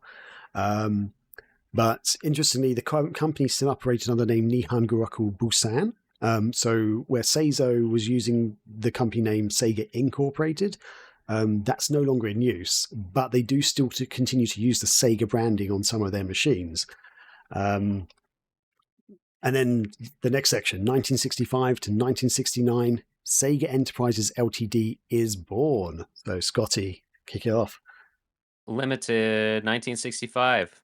Remember Rosen Enterprises? Well, in 1965, Nihon Guroku acquired Rosen Enterprises to form Sega Enterprises Ltd. So it's easier to argue that this is the founding date of Sega because that's when the company really started using the Sega name and branding in full. Yep. And so yeah, if you were to take this as the founding date, which arguably I think a lot of people can do, the company's actually 60 years old now. So that whole Go Sega campaign, they should have done it this year. I'm ahead of the game. I got it already. Yeah, you do. All right, it's staying down there. It's not like... Yep. Mm-hmm. Cool. And then in 1966, Sega launched its first arcade game. So up until this point, basically the Service Games, Standard Games, California Games, all those different companies they operated as importers and distributors of coin-op machines, jukeboxes, pinball machines, and gun games. And because these machines require maintenance, Sega actually started making replacements for its machines, like new paddles and new guns and whatever they are. And this led to Sega actually making its own games. And the very first game that they released was an electromechanical game called Periscope, which was a submarine simulator. And there's actually quite a few images and marketing materials out there online, which is pretty cool. So let's go through a few of these. Like there's like a newspaper cutting. There's some pictures of some ladies like wearing sailor uniforms in front of the machine. There's a random lady playing the game, and there's a couple of actual images of the game, like what the game looks like when you're actually playing it. So you kind of got like the periscope where you can actually sort of see you firing at ships and stuff. Yeah. And then, Scotty, I'm going to hand this one to you because you've actually seen one of these. Whoa, what a twist. Yeah, Very IRL, exciting. as they say. In real life at the Pastimes Arcade out in Girard, Ohio. Rachel and I were out there back in February of 2025. We actually went out there for a toy show and also to visit a retro Pizza Hut, or I'm sorry, Pizza Hut Classic, I think is the actual branding of it. Did a whole video on that on my YouTube, but that's not why we're talking about it. With that, Rachel found in that area a massive arcade, and it has Periscope in it for whatever reason. I didn't think to. I actually have a video of it, Ooh, but is that gonna? Do you want to try to show this video? If I share this with you, would you be able to show a video real quick?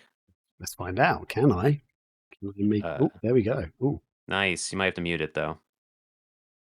oh, it's muted. Um, Okay, so yeah, this is just me filming like a goofball. I had to capture this thing, so they have like a timeline of pinball and stuff. But maybe push forward a tiny bit. There's my wife, Whee. and this is how massive this thing is. Oh, wow. Tons of pinball games, tons of arcade games. Periscope was like in the far back corner of it. But yeah, that was all I needed to show. Thank you, Graham. I'm glad that Okay. worked. There's my beautiful wife. There's my dumb face. Um, so if we want to go back to my photos there, unfortunately, it was not working, not operational at the time, but it was still, when I saw it, I was like, I think this is, yeah, it sure is. I got to get some photos. Everyone was playing the dumb machine next to it, so I couldn't get like a clean photo. Um, but still really cool to see. It is massive. And it's one of those things where it just reminded me of like the first supercomputer that takes up a whole floor of a building, you know? Like there's no reason for this thing to be the size of a phone booth, Yeah. but it is. Maybe, well, I at least now there wouldn't be, but like maybe the innards that have to make it operate correctly. Because it Yeah. is, I'm not sure. Can you go back to the other picture? I think that kind of captured it a little better. How like the midpoint is the surface of the water. Mm. Uh, but yeah, so it really is, yeah, that like the midpoint of it as far as the red paint goes, that's kind of where the water is, and then you use, the the periscope itself to do whatever you need to in the big game. I wish I could have played it, but it was still just really awesome to see that in real life because I Yeah. remembered someone that was like a tick went off in my brain that someone mentioned at one point Periscope is the first commercially released Sega game in an arcade. So has the that retro, even more retro than you can get, of a Sega logo, and it was just really neat to see in real life. Yeah. That So is maybe next awesome. time we go back, it'll be playable. That's a proper piece of history you've seen there. I think that's really Yeah, awesome. I think what bummed me out is nobody was looking at it. So, like, I wish it was working because I wanted to see people play it. I wanted to play it, but it's like I don't know. Rachel knew. Like I think she was equally bummed out because she saw my excitement that we are looking at Sega's first arcade game, but it's just a big weird thing. But that's because it's not the blue Sega logo also. Mm. People would notice that as opposed to Yeah. that thing. And I think Well, actually once we saw that there, we started noticing what pinball machines had Sega's logo on it and other stuff. There were like tons of older pinball machines that had Sonic in the animations for no reason. Like it was not a Sonic pinball game, but it was a Sega pinball game. So there were okay. Sonic animations. I'll have to send you those videos later just for you to enjoy on your own time. But it was Yeah, pretty that neat to sounds see good. all that. Like we were Um, literally waiting there to film like Sonic in a gurney or whatever because like an accident happened in a game or something, but it was neat. But Periscope, pretty awesome.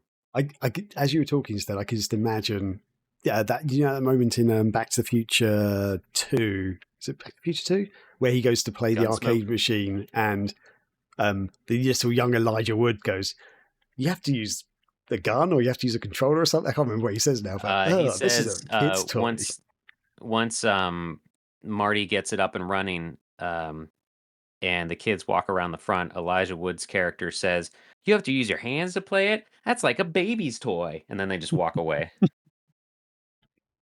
So Just imagine that sort there of you moment, go. like, what?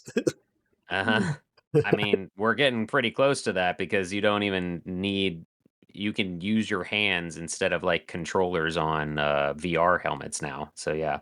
And oh, okay. Yeah, Looking I at the forget script. which Vive it is, but yeah. Wow. And Right. Apple Vision Pro, you don't need any controllers. You just use your hands. It has Oh, tactile things. So I think that's a anyway, whole other episode. We have to go into that. Anyway. whole other thing. But people, if you see this, now you know what it is. If you see it in the Mhm. wild, that's the first time. Uh, yeah, first time I've ever seen it in the wild. Yeah. Yeah, I've never seen it, so this is very exciting, I think. And Yes. I should point out this arcade is like 2 years old. They are brand new, and they have that in there for That is just pretty kicks cool. and yucks and giggles. Yeah. Yeah.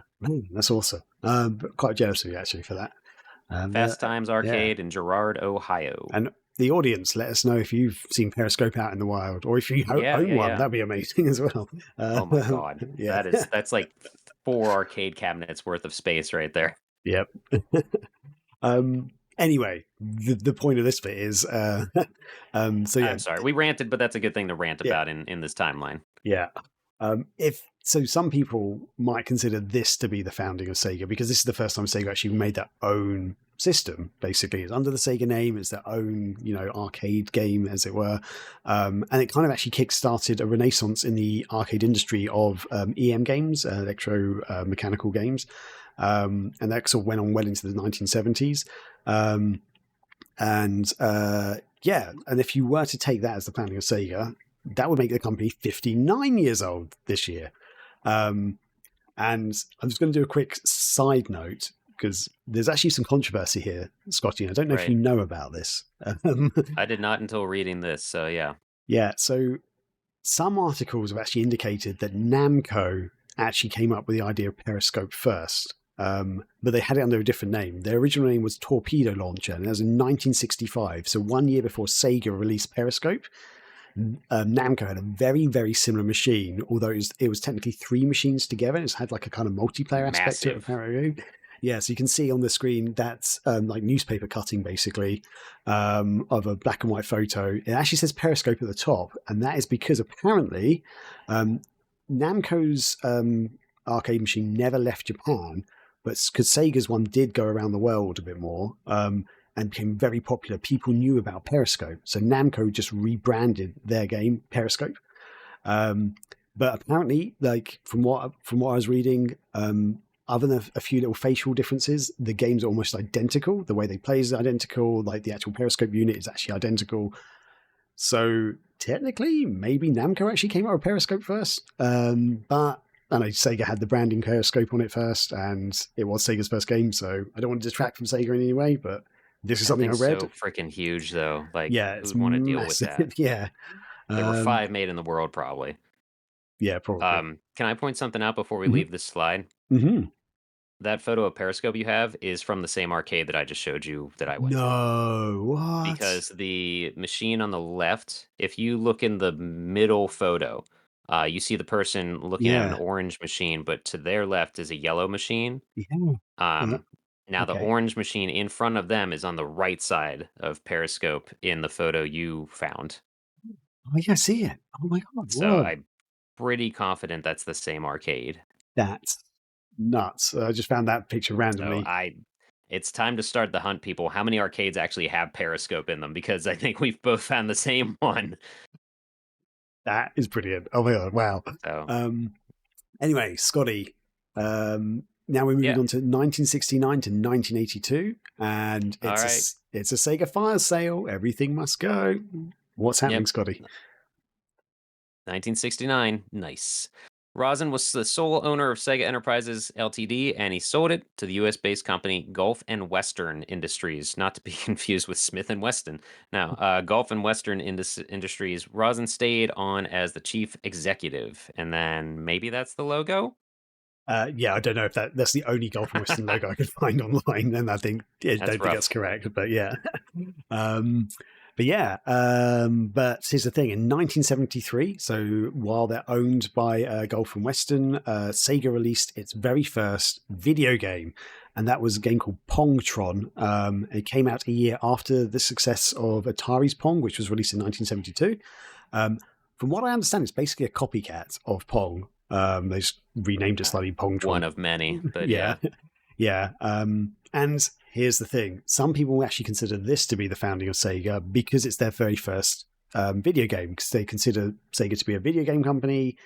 And also they actually started using the more modern Sega branding at this point, which you can see in that picture. They've got the blue logo with the sort of, I don't know what the font's called. I thought you stuck that on there. That's such a bad ad. Oh yeah, it's a terrible bad. It has their logo on it twice. This is Sega Pongtron by Sega. Yeah, unless someone else added that. But that's the image I found of it. I found multiple images of that, and they all had the Sega logo on it twice. Yeah, but they started using the blue logo, and they got the red logo at the top, which is weird. Yeah, wood paneling though, folks. Ooh, yeah, you know it's the 70s. If you took this as Sega's founding year, that would make them 52. I was just saying 1952. That would make them 52 years old. So yeah. How's everyone's bingo cards doing? Yep. And Scotty, what happens next? 1974. It wasn't until then that G&W made Sega Enterprises Ltd. In Japan a subsidiary company and created Sega Enterprises Inc., taking it to the U.S. stock market, making the company public. Yep. And then with this Freak on a Leash magazine or ad, whatever. In 1983, Sega is sold yet again. So Gulf and Western sold its North American arcade business and the licensing rights for all its arcade games to Bally Manufacturing in September 1983. But Gulf and Western actually retained Sega's North American R&D, research and development operations, and the Japanese subsidiary Sega Enterprises Ltd. Scotty. Oh, sorry. I thought it sounded like you still had something to say there. Oh, that's just moving on. So, 1983 now.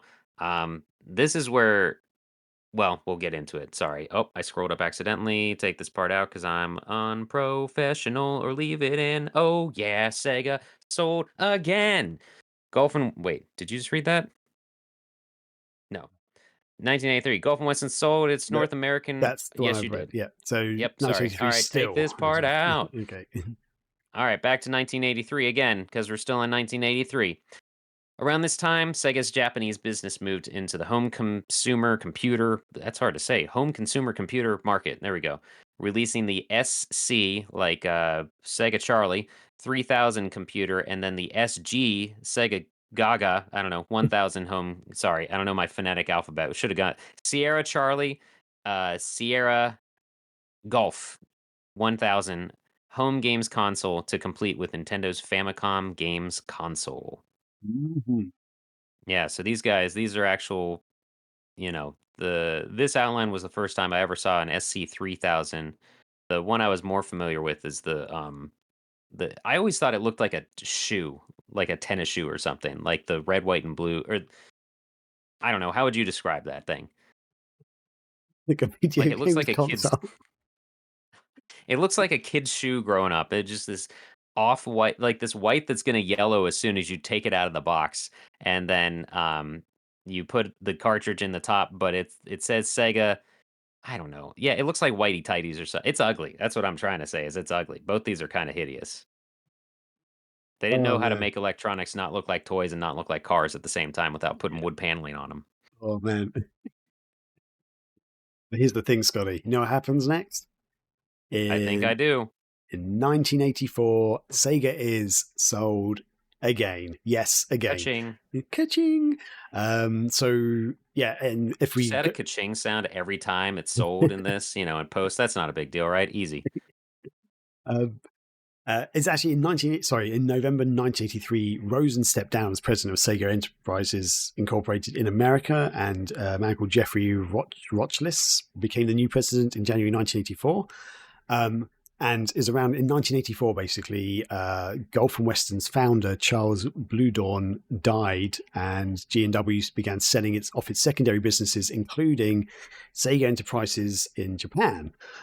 So at this point, they've sold off their American division. They're now selling off their Japanese division, and it was at this point that a man called Hayao.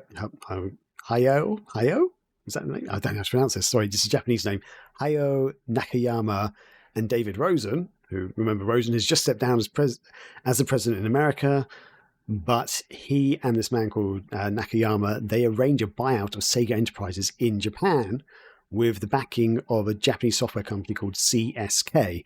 And also in the deal for some extra money, $38 million, they bought all of Sega's Japanese assets as well. So it's not just the brand name they bought, they've actually bought the assets too, which is pretty cool. So 1984 to present, the Sega we know and love. Here we go.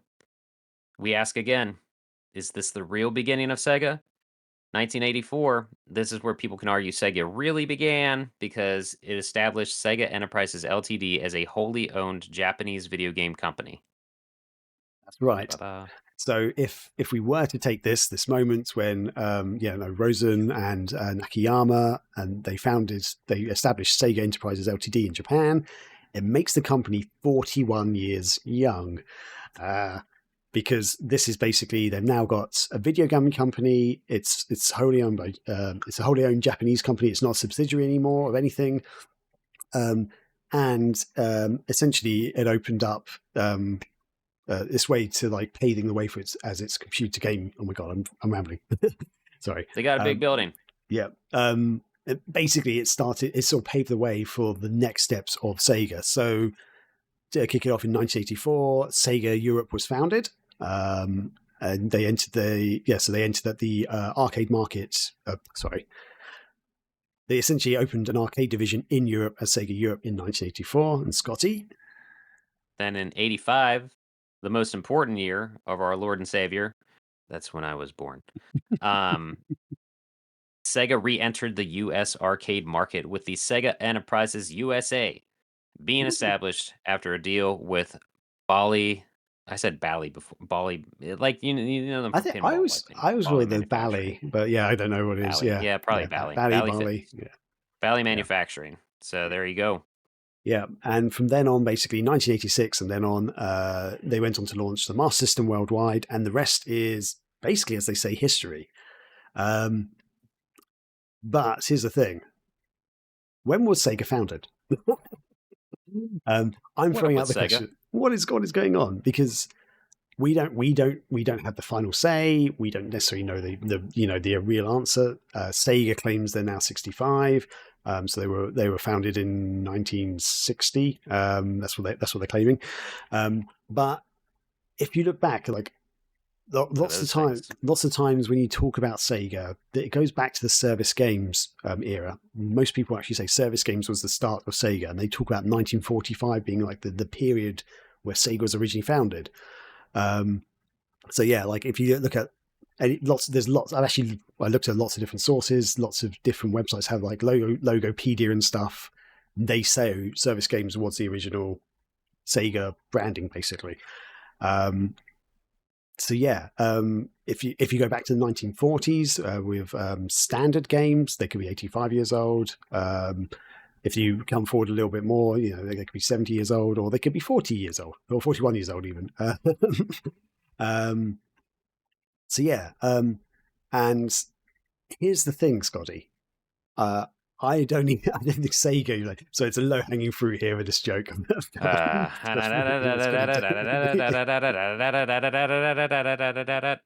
Okay, so actually, do you want to take this bit, or should I talk for this bit? I got it. Okay. Yeah, I don't. Like Graham said, we're not sure Sega knows exactly when they were born, formed, whatever, established. And like Graham's showing here with the trailer, and I forgot about this, and then I remembered seeing that little ding at the end. Back in 2012, Sega released a trailer for the Sega Heritage Collection that was advertising the HD re-releases of Nights into Dreams, Sonic Adventure 2, and Jet Set Radio. That was all on 360 and PS3. Yeah. Um, I remember that because it was awesome going to PAX and they just like handed me a set of Jet Set Radio pins. They're like, "Oh, tell everybody about the HD thing. You're with Sega addicts. Help us. We love you." You know. Um, so that was in 2012, and I was trying to like vamp for time so that it would get through the trailer there. But Okay. um, Let's at move the very for end of the video, it is that fancy emblem. It says here we go. established real tiny there, but 1951, which Hmm. would make them 74 years old. People, Yep. figure So it out with Summer what Sanders. what is going on? So yeah, even Sega back just a few years. Well, I say a few years ago. It's like 12 years ago now. 13 years ago. Crikey! Oh wow, I'm losing track of time. So Did yeah, they Oh, this is a real-time thought. Didn't they mm, delist those, or am I crazy? Because I wonder if somewhere in the release of those games digitally, it still says, like, Sega Heritage 1951 or something. I'm. I Because think they. I think I'm I'm pretty I know Jet Set was delisted because Mm, I was bummed that I didn't grab it on something else, I forget, like, whatever other console it was released on or something. I think they have been delisted now. Those games, which is you know annoying. Calling you out, Sega. Yeah. So I mean, at we've been calling them out for the past hour, but yeah. yeah, like 13 years ago, Sega assumed thought they were established in 1951, which is even weirder because I don't think We 1951 didn't even comes up as mention that date in no. this timeline. Yeah, and then I actually found a whole article online, which I'll add into the notes, the description of the video on YouTube. Basically, I found this article which was actually talking about this whole thing, where back like 12, 13 years ago, they were like, why is Sega saying they're established in 1951? There's no date in their history that talks about this. That's so weird. Yeah, so it's very And even strange. then, like, what's even weirder? Like, you do that was in 2012. We do the math. That was to subtract 1951. That makes them 61 years. So why even like that's not an anniversary people get excited about. I think it was just an excuse to throw behind all these HD releases or something. Yeah. So yeah, I guess Or I'm we sorry, I said that weird. An excuse to like release these together. You know what I yes, mean? yeah, understandable. Yeah, but yeah, I guess here's the thing. I guess like for the audience, I guess when do you think Sega was Yeah, established? genuinely. We're Yeah, not just like, "Oh, blow up the comments," like, "What do you guys think?" yeah. Because now we have no idea. Um, I kind of still believe it was back in the service games era because that's well, I guess that's kind of Mhm, what I've been told. I've been indoctrinated that way. I guess like service games is right. the founding of Sega. But arguably, you could argue they are. It's a lot. They're a lot younger than that. I guess you could argue. Um, Scotty, what do you think? Have you got an opinion? Do you care? I think that I think I would count it as 1954 when Sega starts because as we said with the hot rod slot machine here, 1954, the actual branding of the word Sega debut on a mass-produced thing. Yeah, that's fair. That's it, and that would mean they're I mean that's 71 my years 2 old. cents. That's what Yeah, if I to prevent myself from going further down this rabbit hole and, you know, watching Pi the movie or something, I will say 1954 to have a semi-definitive thing. that's cool. No, that's good. Yeah, I like that. And yeah, so you'd consider them to be What 71 years old, roughly. Yeah. Yeah, I'm still thinking. I guess 1940. Actually, 19. When was Service Games? Was 1946. It was started. So that's a Uh, what a date yeah, is. was that right? Yeah, so that's 79 years old. Yeah, or possibly if you want to just consider it as Sega as they are, as we kind of know them now, as the game manufacturer. Maybe when Periscope was started, when was Right, created, yeah. which was 1966. Yeah, 1966 was just so 59 years old. Um, yeah. But yes, genuinely, audience, people, watch, viewers, listeners, watchers, let us know when would you consider it to be one? It doesn't have to be any of the dates we've mentioned. Maybe you've got another date you know about. Maybe you strongly can believe I'm not saying believe, agree with what Sega says. Maybe you think, actually, you know what, it's them, they're the company, they know when they were founded. Let's go over there. Danny wasn't with Sega in 2012, was he yet? Danny Russell. I can't remember when he started. I don't think he was. Yeah, No. I wonder if it's worth poking his brain about all this at all.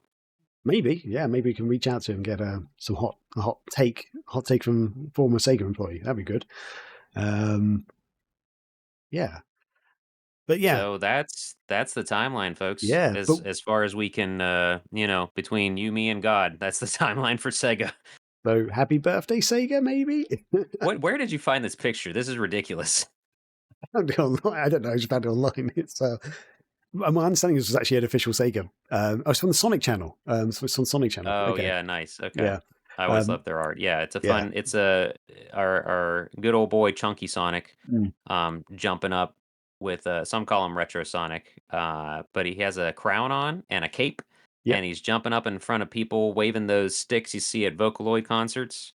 Yeah. Glow And sticks. I guess it says birthday festival behind him. Believe so. I'm not entirely sure. I think it's meant to say festival. Yeah. Yeah, So Sonic's birthday for obscuring all. the writing. Yeah, and there's a weird Wait. frog in the corner. Is that meant to be Froggy in the left? Frog. Oh yeah, definitely. I'm sure. Yeah, Mighty is right below him. So if we wanted to sit here and figure it out, we could figure out who all these Oh, good silhouettes are grief! for I sure. didn't actually realize those were actually Sonic characters. But I thought there was random people holding up. You just see silhouettes of hands. I didn't actually realize they were proper characters. But I guess you can kind of see Mighty's ear things with their. Yeah. Yeah. Yeah. But that's for another day. Yeah, that is. We'll pick apart that image another episode. So, Scotty, I guess we're going to round off the show now. So, I guess for the audience, again, let us know when you consider Sega to have been started or established or founded. Like, what the earliest, what's the genesis of Sega for you guys? Yeah. Any last thoughts, Scotty? Any shout outs, your plugs you want to do? I mean, I put up a video recently, another Dead Mall tour, Dead Mall vlog of Ashtabula Town Center, Square Center. I can't remember the actual name. Jiminy Christmas. Rachel and my wife and I walked around a Dead Mall and we filmed it, and because we don't know how much longer it'll be up. Awesome. Cool. I don't have anything this week, so I'm not going to plug anything or do anything. But yeah, I will just basically say thanks everyone for watching, thanks for listening, and I hope you enjoyed it. And just let us know in the comments any of the feedback you got. Cheers, and catch you later. That's my send off. Just play this game, damn it.